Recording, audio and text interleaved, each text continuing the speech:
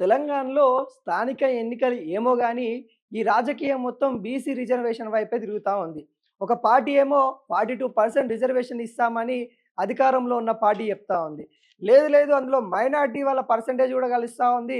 అక్కడ కాంగ్రెస్ పార్టీ మోసం చేస్తా ఉందని ఇటు బీజేపీ అంటా ఉంది.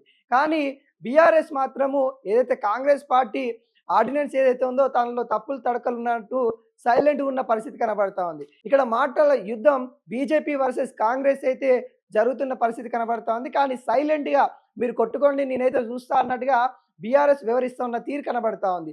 అక్కడ 2 పార్టీలు నువ్వంటే నువ్వా, నేనంటే నేనా అన్నట్టుగా అక్కడ మాటల యుద్ధం. ఒకవైపు స్థానిక ఎన్నికలకు సంబంధించిన ప్రణాళిక సిద్ధం చేసుకొని గ్రౌండ్ లెవెల్‌లో కూడా వర్క్ స్టార్ట్ చేసినాయి ఈ 2 పార్టీలు. కానీ బీఆర్ఎస్ క్యాడర్ మాత్రం సైలెంట్‌గా ఉంది. మీరేం చేసుకుంటారో చేసుకోర్రి. ఆ రిజర్వేషన్ సంబంధించిన ఏవైతే పంచాయతీ ఉందో ఆ పంచాయతీ మీరు కొట్టుకోర్రి.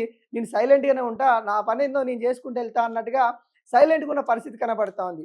బీఆర్ఎస్ ఎందుకు మౌనంగా ఉంది? 42% రిజర్వేషన్ ఇవ్వడం బీఆర్ఎస్‌కి ఇష్టం లేదా? లేకుంటే దాంట్లో ఏమైనా తప్పులు తడకలు ఉన్నాయా? అవి ఎవరు కూడా ప్రజలకి అర్థం కాని పరిస్థితి కనబడతా ఉంది. ఇప్పటికే బీఆర్ఎస్ అటు అధినేత ఫామ్ హౌస్‌లోనే పరిమితం అయిపోయారు. ఇటు కేటీఆర్ అడపో వచ్చినప్పటికి కూడా ఈ రిజర్వేషన్ గురించి ఎక్కువ మాట్లాడట్లేదు. ఇంకా హరీష్ రావు సమస్యల మీద మాట్లాడుతా ఉన్నారు గానీ, రిజర్వేషన్‌ల మీద అయితే మాట్లాడిన పరిస్థితి కనబడతా ఉంది. ఎవరైతే కీలక నేతలని బీఆర్ఎస్ మనం చెప్పుకుంటా ఉన్నామో, ఆ కీలక నేతలు కూడా ఎవరు కూడా ఈ 42% రిజర్వేషన్ గురించి ఎవరు కూడా మాట్లాడలేని పరిస్థితి కనబడతా ఉంది. మరి వాళ్ళ యొక్క మౌనం వెనుక ఏం కారణాలున్నాయి? ఒకవైపు ఇప్పటికే కాంగ్రెస్ పార్టీ ఢిల్లీకి వెళ్ళాలి, ఢిల్లీలో ధర్నా చేయాలి, అక్కడ రాష్ట్రపతిని కూడా కలవాలి, పార్లమెంట్‌లో కూడా ధర్నా చేయాలి అన్నట్టుగా ఇటు కాంగ్రెస్ ఫిక్స్ అయిన పరిస్థితి కనబడతా ఉంది. ఒకవైపేమో ఈ బీజేపీ ఏమో ఈ ఏదైతే 42% రిజర్వేషన్‌లో 10% మైనారిటీలకి వెళ్తా ఉంది. తప్పు తడకలైతే ఉన్నాయి. వాటిని సరిదిద్దుకోవాలని ఇటు బీజేపీ చెప్తున్న పరిస్థితి కనబడతా ఉంది. ఈ నేపథ్యంలో బీఆర్ఎస్ మౌనంగా ఉండడం వెనుక బీఆర్ఎస్ సంబంధించిన నేతలు కూడా అసంతృప్తి అయితే కనబడతా ఉంది. ఏదో ఒకటి తేల్చాలి. ఇప్పటికే కేంద్ర గవర్నమెంట్ నుండి గ్రామ పంచాయతీలకి రావాల్సిన నిధులు ఆగిపోయినాయి. ఎందుకంటే ఇప్పటికే అక్కడ అధికారులు లేరు, అక్కడ పనులు జరుగుతలేవు. కేంద్రం అడుగుతా ఉంది మీకెందుకు నిధులు ఇవ్వాలి అన్న కోణంలో కేంద్రం అడుగుతున్న నేపథ్యం కనబడతా ఉంది. ఇప్పటికే గెస్టెడ్ పాలనలో పరిపాలన నడుస్తూ ఉంది. ఆ పరిపాలన కూడా అయోమయంగా నడుస్తూ ఉంది. ఎందుకంటే ఇక్కడ కూడా అస్తవ్యస్తంగా ఉంది.